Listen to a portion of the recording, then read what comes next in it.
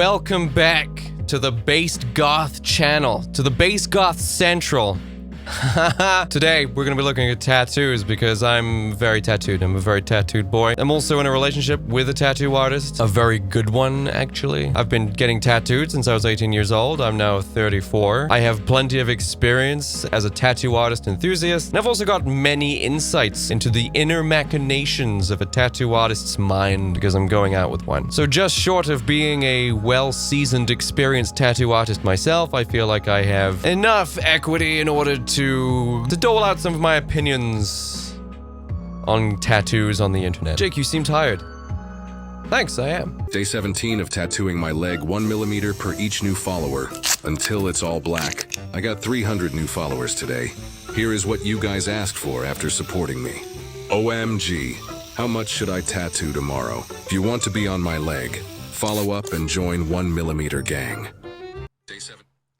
Oh, I can't even begin to describe how stupid this is. See, this is the pursuit of followers, the pursuit of numbers, at the detriment of your creativity. This is not actually providing anything of merit, of value to anyone, other than just an interactive chalkboard, I guess. Except you can wipe chalk off. This you can't. Eventually you will run out of space. The numbers will get so big that you just don't want to tattoo yourself any further, and then what? This entire thing stagnates or entirely falls to pieces, and now you're just covered in this constant reminder of your clout chasing. It would be better if you just did good tattoos and gained followers because of that. I feel like that would probably be even more substantial since you get clients wanting to go to your studio and get tattooed by you. But this is just unbelievable. I've seen some really wild things people have done in the pursuit of clout, in the pursuit of trying to hit a viral video, completely void of literally any creativity or any creative value. It's purely just, I mean, for example, Nikocado Avocado is a perfect example of selling your soul, your dignity, relinquishing all shame for the pursuit of numbers and money and followers and various other things like this that are just shallow whenever they're lacking any basis in creative integrity. This is roughly the same kind of thing. And on top of the fact that this is just everything I've explained, you're also going through a ridiculous amount of supplies. You have to use a new needle every day that you put a line on yourself. You have to open up a brand new needle every single day. Do a couple of lines and then throw it in the trash. What a waste of material. You're not getting paid for this.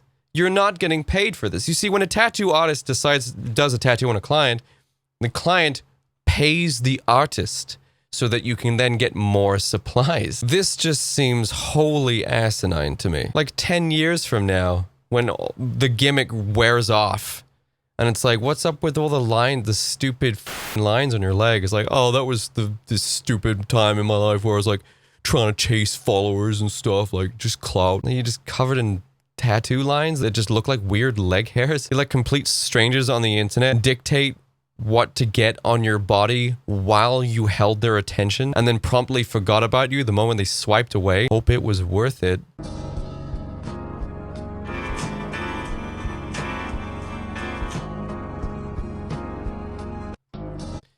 You know, this is really weird, but I actually can't tell if those are good or not. It's not really close enough for me to see. It is quite a unique, relatively unique design. It's very Junji Ito, the way it's been laid out. I do quite like the initial aesthetic of it. Now, I've already explained to you guys, big masses of black with small white details in it, or small negative details in it. These things usually don't last. There is going to be a level of falling out or fading or blowing out, and details are going to be lost, especially the smaller ones. And if these details are holding together the entire composition, then the tattoo is just going to look shit after a couple of years. 10 sessions in 1 month. Jesus Christ. That sucks ass, just thinking about that. thankfully, it looks like it's literally just black ink, which, you know, is the most manageable kind of tattoos to get, is just the black ink, right? There's no color packing or shading or highlights or color mixing or any of these kinds of things, right? Making sure you're pulling lines and pulling shades correctly, that you're not getting like needle drag marks or anything like that. You don't need to worry about that stuff. You just get the black in there, leave the negative, you're good. So I guess this would be probably one of the easiest types of trauma to go through, is just an all black leg sleeve like this. However, still doing 10 sessions in a month is pretty hardcore. Especially the fact that this person also has the top of their feet done. I've had just a smidge of the top of my foot done, just below my ankle, and even that sucked ass. So kudos to getting your feet done. I want a tiger, yeah. I want a tiger, but with like my girl's eyes in it. Oh, really? What color are they?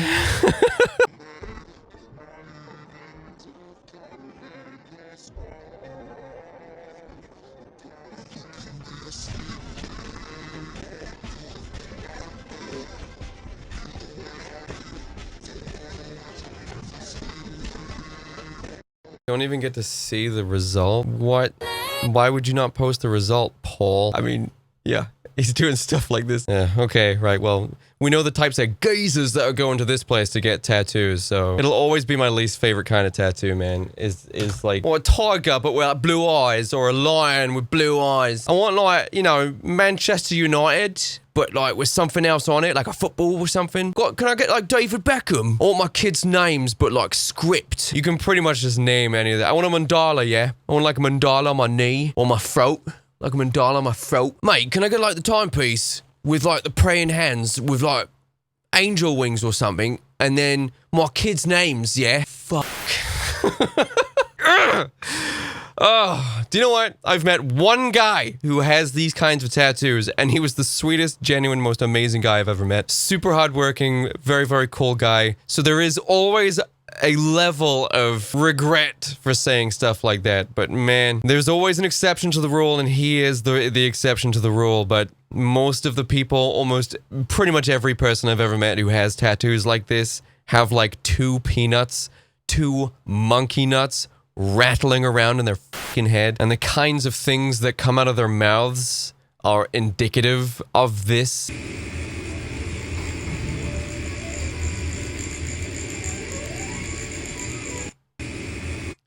That's very nice. It's very nice looking. It's quite popular at the moment, this sort of like stipply looking thing. But that is very nice.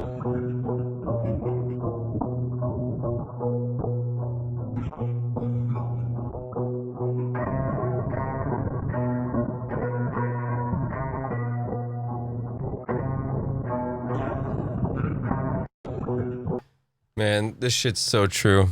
I mean, I've spoken about this before, but like, this is such a common occurrence. It's like, how many tattoos do you have? It's like, what?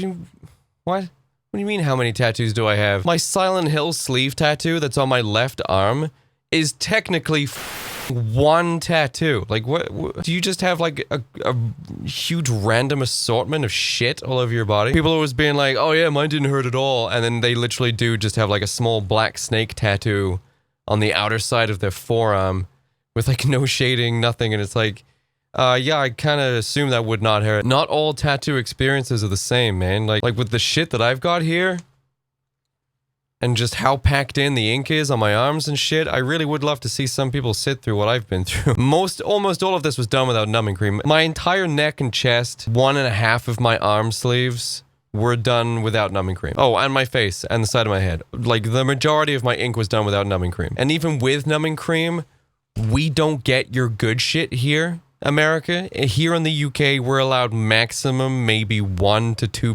lidocaine.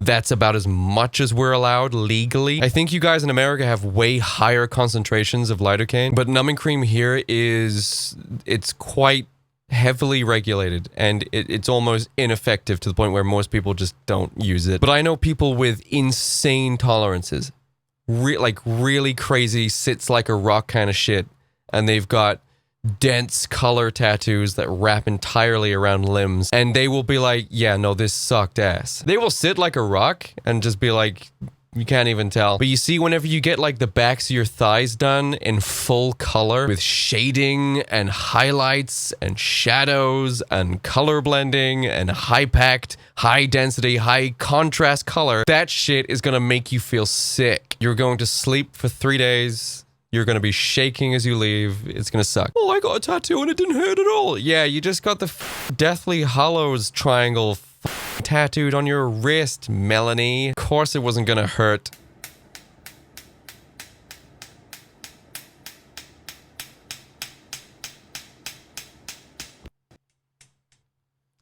Now, they usually do have like a little cooling hose that goes along with that, sort of blowing cold air on the area that's being lasered because of how much this shit hurts. But behold the consequences of getting someone's name tattooed on you. Now, it's what they refer to as the mark of death or the kiss of death by tattoo artists. They refer to it as this. As soon as you get your loved one's name tattooed on you, that's what they call the kiss of death. It's like it's over for the relationship. Yeah, the tattoo on my arm of the zombie girl is based on my girlfriend, yeah.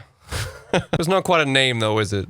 A name is a name to everyone that reads the name. This is a zombie girl to everyone who doesn't know. But getting lasered, it sucks.